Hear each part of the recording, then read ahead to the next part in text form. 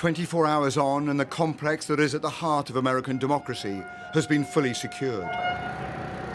Known as the People's House, easy access to which has long been a matter of national pride, it is now another fortified government structure. The fence that has been rapidly erected here has been built too late to contain the damage inflicted on America's reputation, with the President-elect tonight using extraordinary language to describe yesterday's events. What we witnessed yesterday was not dissent, it was not disorder, it was not protest, it was chaos. They weren't protesters. Don't dare call them protesters. They were a riotous mob, insurrectionists, domestic terrorists. It's that basic, it's that simple. And the Speaker of the House, whose office I watched being ransacked last night, said the President had to be removed with immediate effect. There you go, brother. Demanding the direst of all constitutional remedies. In calling for this seditious act, the President has committed an unspeakable assault on our nation and our people. I join the Senate Democratic leader in calling on the Vice President to remove this President by immediately invoking the 25th Amendment. If the Vice President and the Cabinet do not act, the Congress may be prepared to move forward with impeachment. What we witnessed yesterday was a shocking and almost inexplicable breach of security. But it was also the culmination of the President's rhetoric. What's the purpose of storming Congress itself? Because they work for us. They don't get to steal it from us. USA!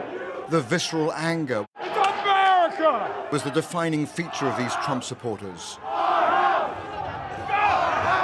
Along with their utter conviction, the election had been stolen. Stop the steal! Stop the steal! Stop the steal! God bless the USA. We last saw the President on the National Mall yesterday at noon, still defiant. We will never give up. We will never concede. It doesn't happen. You don't concede when there's theft involved. Let's get back to work.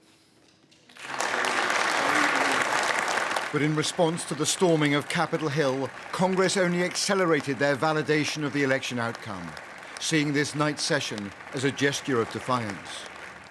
The United States Senate will not be intimidated. We will not be kept out of this chamber by thugs, mobs, or threats. The mood has swung decisively against the President. This will be a stain on our country, not so easily washed away. The final, terrible, indelible legacy of the 45th President of the United States, undoubtedly our worst. Even Republican enablers who 24 hours ago were supporting him were now switching sides. The events that have transpired today have forced me to reconsider, and I cannot now in good conscience object to the certification. All I can say is count me out. Enough is enough. Joseph R. Biden, Jr. of the state of Delaware received 3 votes for president. 16 votes for president. And Congress noting into the official record the certification of state after state. The certificate of the electoral vote of the state of Nevada, the state of Michigan, the Commonwealth of Pennsylvania. By 3:45 a.m., this was the moment. Joe Biden and Kamala Harris will be the president and the vice president according to the ballots that have been given to us.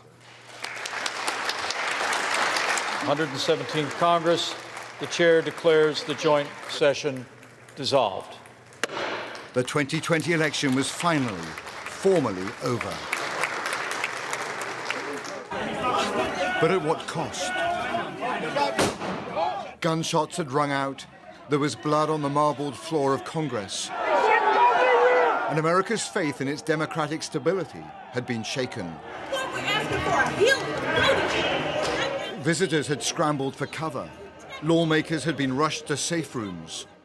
One today telling me of her shock. Our lights were out, we were quiet, all of our doors were locked in the office, and it was a very harrowing experience. It was a sad day in American history. I'm disappointed, I'm heartbroken, and I'm angry. The storming of Congress in the dying days of the Trump presidency should not have come as a surprise. It was simply the intersection of a police failure, political fury, and wildly dark conspiracy theories. Robert Moore, News at 10, Washington.